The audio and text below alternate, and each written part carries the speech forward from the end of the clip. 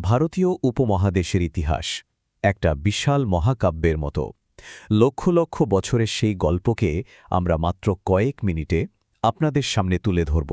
চলুন ডুব দেয়া যাক এই অবিশ্বাস্য যাত্রায়। প্রশ্নটা হলো কিভাবে এত বছরের উত্থান পতন, এত সাম্রাজ্য আর বিপ্লবকে এক সুতোয় বাঁধা যায়? এর জন্য আমাদের একটা পরিষ্কার মানচিত্র দরকার। তো এই বিশাল ইতিহাসকে সহজে বোঝার জন্য আমরা একে 5টা প্রধান যুগে ভাগ করে নিয়েছি।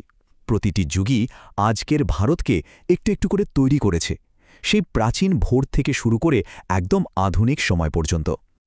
চলুন আমাদের যাত্রা শুরু করা যাক ইতিহাসের একদম সেই শুরুর দিনগুলো থেকে, সেই সময়ে যখন প্রথম মানুষের পায়ের ছাপ এই মাটিতে পড়েছিল আর গড়ে উঠেছিল বিশ্বের অন্যতম প্রাচীন এক সভ্যতা।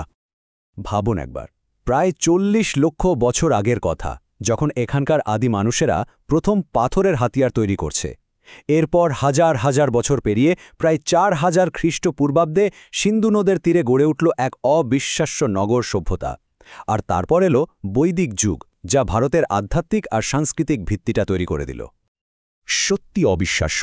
আজ থেকে প্রায় 5000 বছর আগে সিন্ধু উপত্যকার মানুষেরা পরিকল্পিত শহর তৈরি করেছিল। তাদের ছিল পোড়াইটের বাড়ি, দারুণ সব পয়ঃনিষ্কাশন ব্যবস্থা, এমনকি তামা আর ব্রোঞ্জের মতো ধাতুর ব্যবহারও তারা জানত। হরপ্পা আর মহেঞ্জোদারোর মতো শহরগুলো ছিল সেই সময়ের সত্যিকারের মেট্রো সিটি। সিন্ধু সভ্যতার শেষের দিকে উপমহাদেশের বুকে জন্ম নিচ্ছিল এক নতুন অধ্যায়, বৈদিক যুগ। এই সময়েই রচিত হয় বেদ, যা হিন্দু ধর্মের মূল ভিত্তি। সমাজ ধীরে ধীরে পশুপালন ছেড়ে কৃষিকাজকে আপন করে নেয়, আর উপনিষদের মতো বইগুলোতে গভীর দার্শনিক চিন্তাভাবনার জন্ম হয়। এখন আমরা এমন এক যুগে প্রবেশ করছি যেখানে ছোট ছোট রাজ্যগুলো মিলেমিশে বিশাল সব সাম্রাজ্য গড়ে তুলেছিল। এটা ছিল রাজনৈতিক একতা, সংস্কৃতির বিকাশ আর জ্ঞান বিজ্ঞানের এক অসাধারণ সময়। এই পর্বে আমরা মূলত দুটো মহান সাম্রাজ্যের কথা বলবো। প্রথমে চন্দ্রগুপ্ত মৌর্য, যিনি ভারতকে রাজনৈতিকভাবে এক করেছিলেন। এর কয়েক শতাব্দী পর আসে গুপ্ত সাম্রাজ্য। জ্ঞান বিজ্ঞান আর শিল্পকলার এমন এক শিখরে তারা পৌঁছেছিল যে সময়টাকে ভারতের স্বর্ণযুগ বা গোল্ডেন এজ বলা হয়। এই সময়ে আর্যভট্টের মতো মনীষীরা মহাবিশ্বের রহস্য সমাধান করছিলেন। শুধু এই একটা তারিখই যথেষ্ট, 266 খ্রিস্টপূর্বাব্দ। সম্রাট অশোকের অধীনে মৌর্য সাম্রাজ্য এতটাই বিশাল ছিল যে তিনি প্রায় পুরো উপমহাদেশকে এক শাসনে নিয়ে এসেছিলেন। ইতিহাসে এমন ঘটনা কিন্তু খুব কমই দেখা যায়। কিন্তু কলিঙ্গ যুদ্ধের ভয়াবহতা সম্রাট অশোককে যেন ভেতর থেকে বদলে দেয়। তিনি সহিংসতা ছেড়ে বৌদ্ধ ধর্ম গ্রহণ করেন আর নিজের জীবন প্রজাদের ভালোর জন্য উৎসর্গ করেন। তার বিখ্যাত আদেশগুলো, যা সারা সাম্রাজ্যে ছড়িয়ে দেওয়া হয়েছিল, ছিল শান্তি আর নৈতিকতার এক চিরন্তন বার্তা। গুপ্তযুগকে কেন স্বর্ণযুগ বলা হয়? কারণ এই সময়েই আর্যভট্ট আর ব্রহ্মগুপ্তের মতো বিজ্ঞানীরা গণিত ও জ্যোতির্বিজ্ঞানের যুগান্তকারী সব আবিষ্কার করেন। ভাবা যায়, শূন্যের ধারণা যা আজ গণিতের ভিত্তি, তার স্পষ্ট ব্যাখ্যা আসছিল সেই সময়েই। এবার আমরা পা রাখছি মধ্যযুগে। এই সময়টা ছিল বাইরের শক্তির আগমন আর এক নতুন সাংস্কৃতিক মেলবন্ধনের যুগ। প্রথমে দিল্লি সুলতানি আর তারপর শক্তিশালী মুঘল সাম্রাজ্য, এই দুই শক্তি এই যুগের ইতিহাসকে নতুন করে লিখেছে। তো মধ্যযুগের ভারতে আমরা দুটো বড় শক্তিকে দেখি। একদিকে দিল্লি সুলতানি, যারা ভারতে তুর্কি শাসনের সূচনা করেছিল, আর অন্যদিকে মুঘল সাম্রাজ্য, যারা এক সমৃদ্ধ ইন্দো পার্শ্বিক সংস্কৃতি গড়ে তোলে, যার সবচেয়ে বড় উদাহরণ হল তাজমহল। কিন্তু ভারতের গল্পটা তো শুধু উত্তরের নয়, তাই না?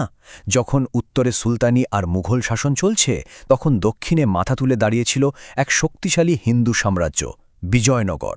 তারা শুধু উত্তরের শক্তিকে ঠেকিয়েই রাখেনি, নিজস্ব শিল্প আর সংস্কৃতির এক স্বর্ণযুগও তৈরি করেছিল।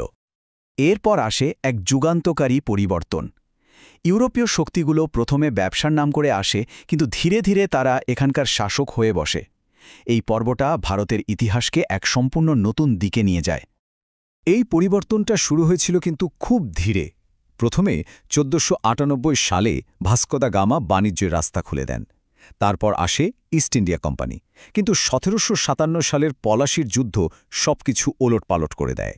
বণিকরা হয়ে ওঠে শাসক, আর শেষে 1857 সালের মহাবিদ্রোহের পর ভারতের শাসনভার সরাসরি ব্রিটিশ রাজপরিবারের হাতে চলে যায়।